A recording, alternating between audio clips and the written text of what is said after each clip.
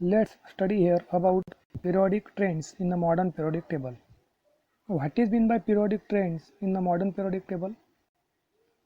When the properties of element in a period or a group of the modern periodic table are compared, certain regularity is observed in their variations. It is called periodic trends in modern periodic table. या modern periodic टेबलमधले जे trends आपण पाहतोय याच्यामध्ये आपल्याला 3 घटकांचा अभ्यास करायचा आहे. एक आहे व्हॅलन्सी, त्याच्यानंतर दुसरा आहे ॲटमिक साईज आणि तिसरा आहे metallic and non metallic character. तर याच्यापैकी पहिला जो भाग आहे दॅट इज द व्हॅलन्सी, याच्या संदर्भात आपण अभ्यास करूया. What is mean the valency? Valency means the number of chemical bonds form by an atom. व्हॅलन्सीची डेफिनेशन करताना आपण असं म्हणतो the number of chemical bonds form by an atom. एखाद्या ॲटममुळे किती केमिकल बॉन्ड्स फॉर्म होतात, this is the valency of that element. आता याच्यामधला पहिला पॉईंट आपण पाहूया. The valency of an element. The valency of an element is determined by the number of valence electron present in outermost shell of item.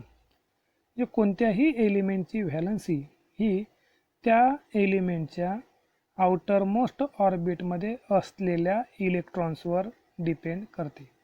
जर एखादा item आहे, त्या ॲटमच्या outer most ऑर्बिटमध्ये जेवढे इलेक्ट्रॉन असतील त्याच्यावरून त्या एलिमेंटची व्हॅलन्सी आपल्याला कळते. Second, valency of atom across group remain constant. Across group म्हणजे व्हॅलन्सी जी आहे ॲक्रॉस द ग्रुप्स. आता ग्रुप आणि पिरियड्स याच्या संदर्भात आपण आधीच अभ्यास केलेला आहे. जेव्हा आपण पिरियडला जे व्हर्टिकल कॉलम जे आहेत दीज आर कॉल्ड ग्रुप्स. हे जे आहेत हे ग्रुप्स. आणि जेव्हा आपण टॉप टू बॉटम या ग्रुप्समध्ये जात असतो तेव्हा या प्रत्येक ग्रुपमधली जी व्हॅलन्सी आहे ही आपल्याला सेम पाहायला मिळते, इक्वल पाहायला मिळते, कॉन्स्टंट पाहायला मिळते. कारण याच्यामधल्या आउटर मोस्ट ऑर्बिटमध्ये सेम इलेक्ट्रॉन्स आपल्याला पाहायला मिळतात. आपण इलेक्ट्रॉनिक कॉन्फिगरेशनचा जेव्हा अभ्यास केला तेव्हा त्याच्यामध्ये आपण पाहिलं की हायड्रोजन असेल, त्याच्यानंतर लिथियम असेल, त्याच्यानंतर सोडियम असेल, पोटॅशियम असेल. These elements are in a same group. आणि या प्रत्येकाचं इलेक्ट्रॉनिक कॉन्फिगरेशन जर आपण केलं तर याचा ॲटमिक नंबर 1 आहे तर याचं इलेक्ट्रॉनिक कॉन्फिगरेशन 1. लिथियमचा ॲटमिक नंबर 3 आहे तर इलेक्ट्रॉनिक कॉन्फिगरेशन 2 1. सोडियमचा ॲटमिक नंबर 11 तर इलेक्ट्रॉनिक कॉन्फिगरेशन 2 8 1. त्याच्यानंतर पोटॅशियमचा ॲटमिक नंबर 19 आहे तर इलेक्ट्रॉनिक कॉन्फिगरेशन 2 8 8 1. या प्रत्येकाच्या आउटर मोस्ट ऑर्बिटमध्ये आपल्याला एक एक इलेक्ट्रॉन पाहायला मिळतो. And that's why we can say that the valency of an atom across group remain constant. म्हणजे कोणत्याही ग्रुपचं आपण अशा प्रकारे जर पाहिलं तर याच्या आउटर मोस्ट ऑर्बिटमध्ये जे इलेक्ट्रॉन्स आहेत ते आपल्याला सेम दिसतात आणि म्हणून आपण असं म्हणतोय की valency of an atom across a group remain constant. Then third one, valency of element across a period increases from 1 to 4 and then decreases from 4 to 0. आता पिरियडिक टेबलमध्ये जे आडव्या ज्या रांगा आहेत त्याला आपण पिरियड्स म्हटलेलं आहे. That is the horizontal rows, these are called periods. इथून जर सरळ जे जातो these are called the periods.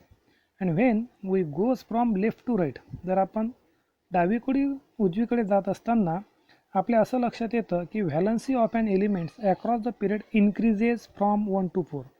इथे 1 पासून 1 2 3 आणि 4पर्यंत व्हॅलन्सी इन्क्रीज होताना पाहायला मिळते. And after that from 4 it can be decreases, म्हणजे 4 3 2 1 and last one we can see that is the 0 valency आपल्याला याच्यामध्ये पाहायला मिळते.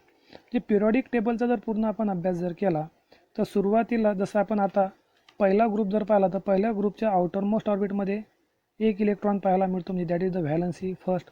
त्याच्यानंतर सेकंड ग्रुप जर पाहिला, सेकंड थर्ड, याच्यामध्ये आपल्याला आउटर मोस्ट ऑर्बिटमध्ये 2 3 4 अशा प्रकारचे एलिमेंट्स पाहायला मिळतात. अँड दीज आर म्हणजे ज्याच्या आउटर मोस्ट ऑर्बिटमध्ये 1 2 आणि 3 इलेक्ट्रॉन आहेत हे सर्व आपल्याला मेटल असलेले पाहायला मिळतात. And they can be easily donate their electrons. ते त्यांचा इलेक्ट्रॉन देऊन देतात and they become stable due to acquired octet. आणि ऑक्टेड कंप्लीट करून ते स्टेबल होण्याचा प्रयत्न करतात. हे जे 4 इलेक्ट्रॉन जे आपल्याला पाहायला मिळतात, जी झिगझॅग जी लाईन आहे, म्हणजे हे या साईडची जेवढेही एलिमेंट्स आपल्याला पाहायला मिळतात दीज आर द मेटल. आणि इथे हे जे झिगझॅग लाईनच्या जवळ आपल्याला जे एलिमेंट्स पाहायला मिळतात these are the metalloids. After metalloids there is the presence of the elements, these are the non metals. And in this non metal their outermost orbit contain, that is the 5, 6 and 7 electron. त्यांच्या outermost ऑर्बिटमध्ये 5, 6 आणि 7 असे electron असलेले आपल्याला पाहायला मिळतात.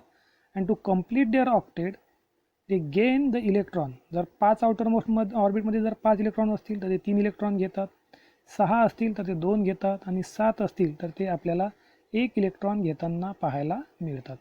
आणि सर्वात शेवटचा जर ग्रुप आपण जर पाहिला, that is the inert gases, ज्याला आपण म्हटलेलं आहे हेलियम, निऑन, ॲरेगॉन वगैरे, तर हे स्टेबल आहेत कारण यांच्या आउटरमोस्ट ऑर्बिटमध्ये जी त्यांची कॅपॅसिटी आहे तेवढी फुलफिल आहे, किंवा त्यांच्या आउटरमोस्ट ऑर्बिटमध्ये 8 इलेक्ट्रॉन असलेले आपल्याला पाहायला मिळतात. आणि म्हणून इथे आपल्याला सर्वात शेवटी याची व्हॅलन्सी जी आहे ही 0 पाहायला मिळते. म्हणजे जेव्हा आपण पिरियड्समध्ये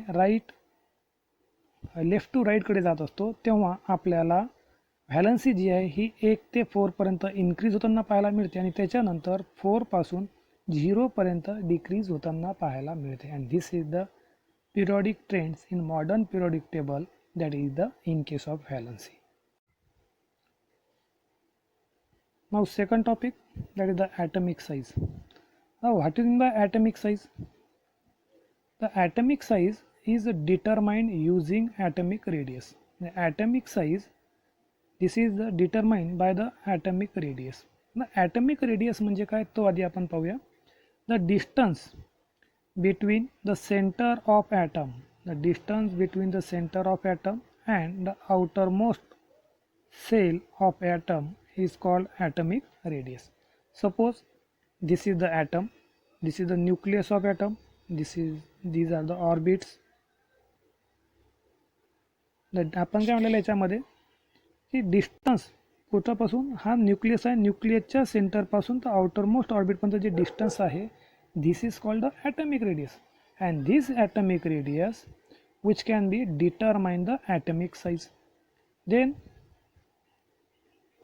in period the radius decreases from left to right.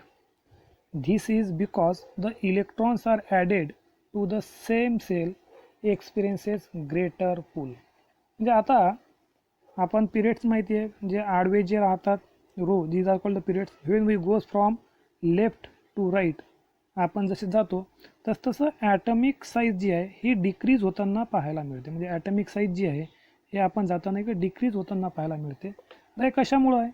तर बिकॉज द ॲडिशन इलेक्ट्रॉन्स, जे ऑर्बिट तीच आहे. जर आपण पिरियड्समध्ये पाहिलं की पिरियड्समध्ये ऑर्बिट सेम असते. ही जी ऑर्बिट आहे सपोज इथे याच्यामध्ये एकच ऑर्बिट आहे आणि याच ऑर्बिटमध्ये एक तो ऑर्बिट सेम, पण इलेक्ट्रॉन याच्यामध्ये जेव्हा आपण लेफ्ट टू राईट जातो तेव्हा एक इलेक्ट्रॉन याच्यामध्ये ॲड होताना आपल्याला पाहायला मिळतो.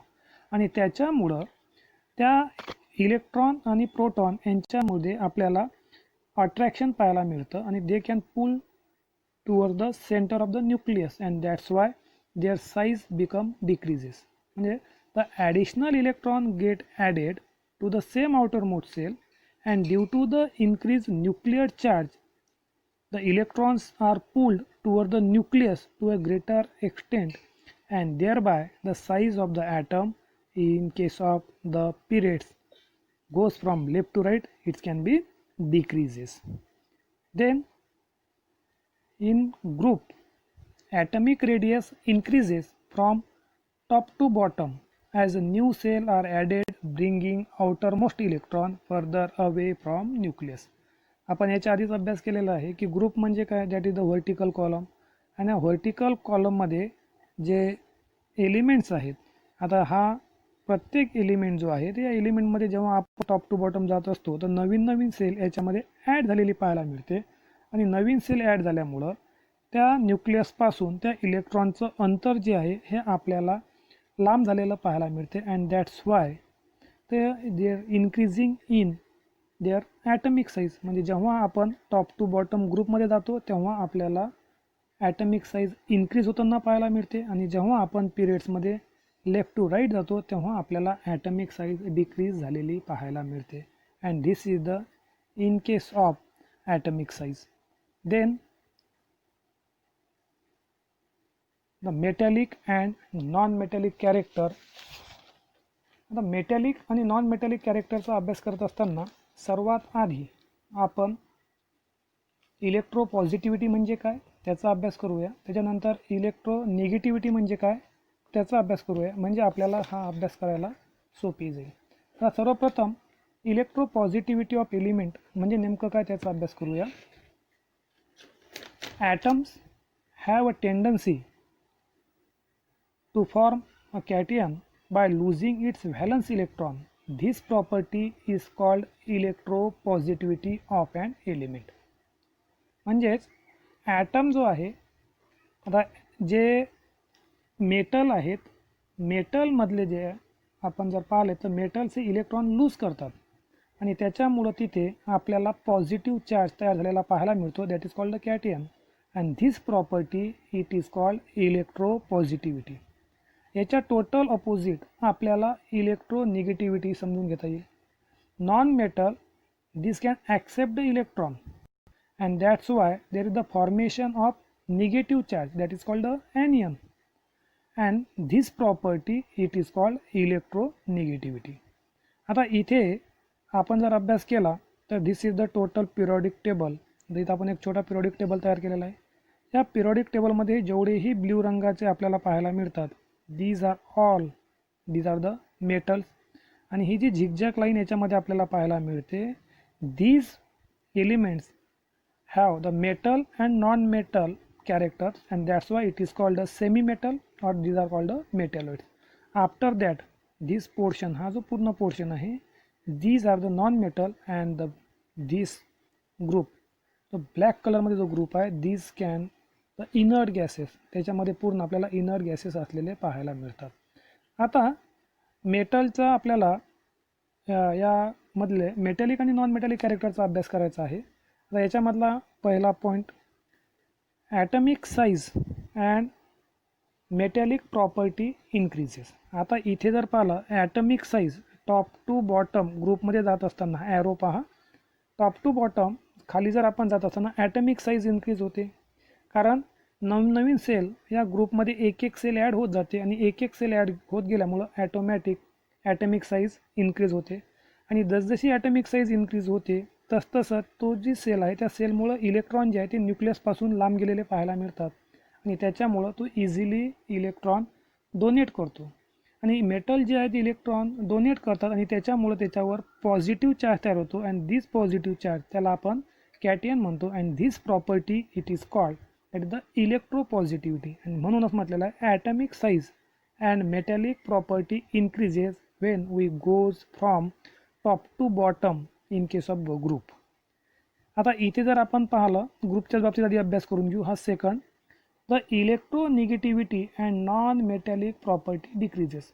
टोटल याच्या अपोजिट, कारण इलेक्ट्रोनिगेटिव्हिटी म्हटलेलं आहे, इलेक्ट्रोनिगेटिव्हिटी केव्हा, जेव्हा इलेक्ट्रॉन ॲक्सेप्ट केला तर त्याला म्हणतो आपण इलेक्ट्रोनिगेटिव्हिटी. म्हणजे इथे टॉप टू बॉटम जात असताना इथे आपल्याला इलेक्ट्रोनिगेटिव्हिटी जी आहे ही डिक्रीज होताना पाहायला मिळते. त्याच्यानंतर atomic size and metallic property decreases.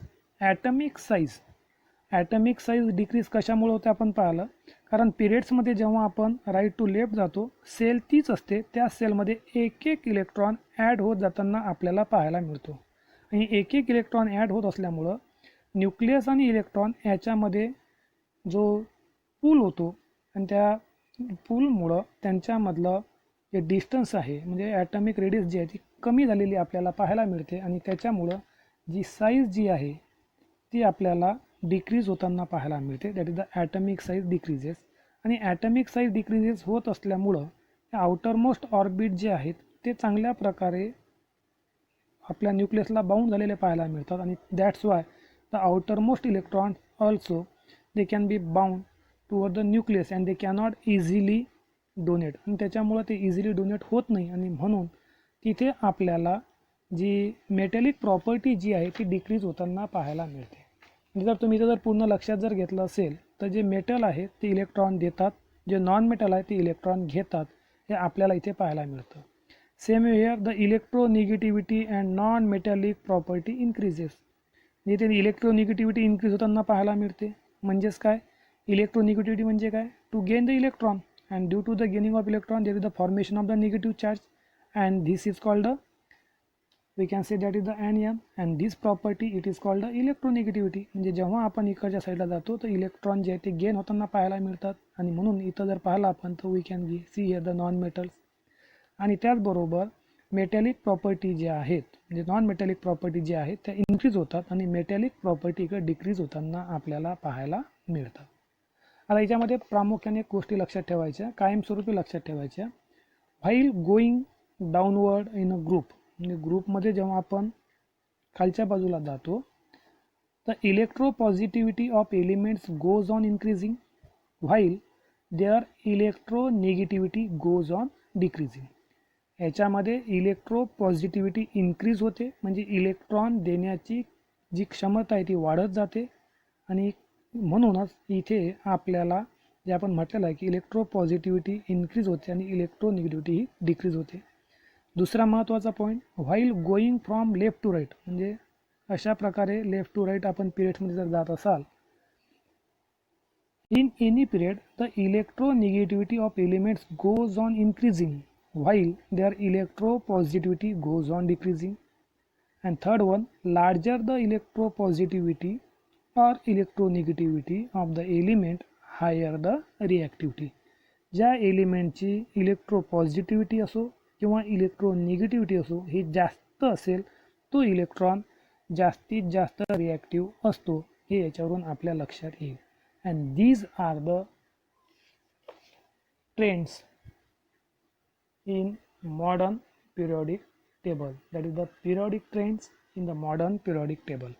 इथे आपला जो चॅप्टर आहे classification of elements, that is the, याच्यामध्ये आपण वेगवेगळे कंटेंटचा अभ्यास केला आहे, ज्याच्यामध्ये आपण डोबेरायनर ट्रायड्स, त्याच्यानंतर न्यूलँड लॉ ऑफ ऑक्टेव्ज, मेंडेलिव्स पिरियॉडिक टेबल आणि मॉडर्न पिरियॉडिक टेबलचा अभ्यास केलेला आहे. हा chapter periodic classification of element इथे आपल्याला संपलेला आहे.